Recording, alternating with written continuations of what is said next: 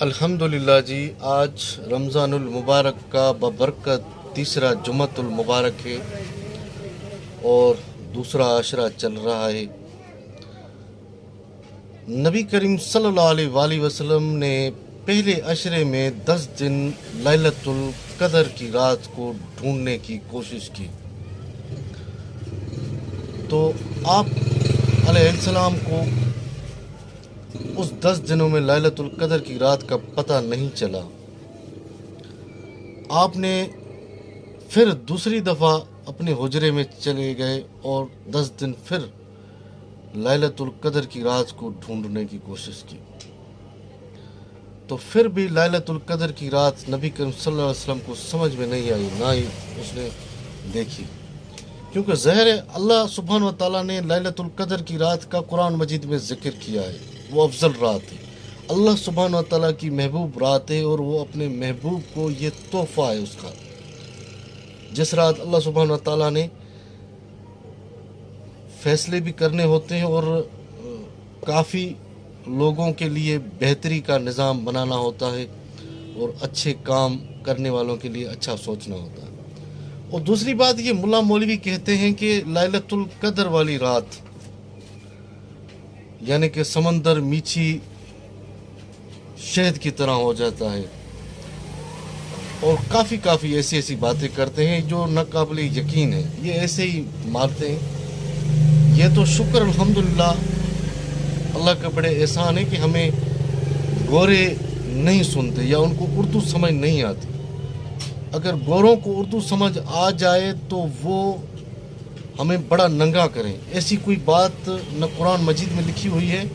اور نہ ہی کسی حدیث میں۔ تو گورے تو بھائی وہ سمندر کے اوپر کیمرے لگا دیں گے لیلۃ القدر والی رات، وہ 30 دن لگا دیں گے، پھر میٹھا سمندر نہیں ہوا تو پھر ہم ان کو کیا جواب دیں گے؟ اور ہمارے مولویوں کو شکر ہے انگلش بولنے نہیں آتی، ان کو اردو سمجھ نہیں آتی، ہمارے مولویوں کو انگلش بولنے نہیں آتی، تو خدا رہا ایسا کچھ بھی نہیں ہوتا، وہ ایک افضل رات ہے اور اسی میں اللہ سبحانہ و تعالیٰ انسانوں کی مینجمنٹ کرتا ہے۔ اور دوسری بات کہتے ہیں کہ جہنم کے دروازے بند کیے جاتے ہیں، جنت کے کھولے جاتے ہیں، تو وہ بھائی ہمارے لیے تو کسی کام کے نہیں، جہنم کے دروازے کھلیں یا بند ہوں یا جنت کے کھلیں یا بند ہوں، ہمارے لیے تو کچھ آتا نہیں۔ لیکن روزے کی اللہ سبحانہ و تعالیٰ نے فضیلت رکھی ہے، وہ کہہ رہا ہے کہ یہ روزہ میرے لیے ہے اور اسی کا ثواب بھی میں دوں گا، تو اللہ کے آگے روزے کی بڑی فضیلت ہے۔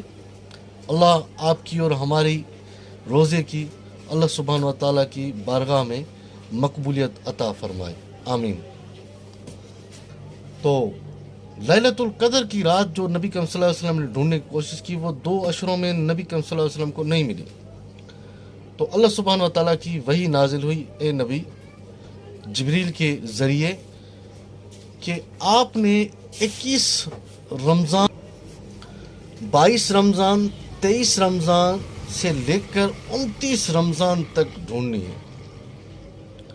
تو نبی کریم صلی اللہ علیہ وسلم کو اللہ سبحانہ و تعالیٰ نے کہا کہ جب آپ کی پیشانی پر کیچڑ نمودار ہو تو آپ سمجھ جانا کہ آپ نے لیلۃ القدر کی رات دیکھ لی، اور وہ آپ کی عبادت سب عبادتوں میں افضل ہے، اور ویسے بھی نبی کریم صلی اللہ علیہ وسلم کی عبادت سب عبادت کرنے والوں سے افضل ہے، لیکن ایک اور زیادہ اس کو بہتر بنانے کے لیے اللہ سبحانہ و تعالیٰ نے کہا تھا کہ لیلۃ القدر کی رات کو آپ ڈھونڈیں۔ اور مولا کائنات حضرت علی علیہ السلام کی شہادت کا دن بھی ہے 21 رمضان کو، تو 21 رمضان کو مولا علی علیہ السلام کو نماز کے وقت شہید کیا گیا، نہیں تو کسی کی کیا مجال جو مولا کو ایسے شہید کرتا، کیونکہ مولا علی علیہ السلام کی جب عبادت گاہ میں مصروف ہوتے تھے تو اسی کا جو سارا جسم مبارک ہے وہ موم کی طرح نرم اور ملائم ہو جاتا تھا، تو اسی لیے مولا علی علیہ السلام کو اس ظالم نے نماز کی حالت میں شہید کیا، ورنہ اس کی مجال نہیں تھی کہ مولا کو شہید کرتے۔ آخر دعوانا الحمدللہ۔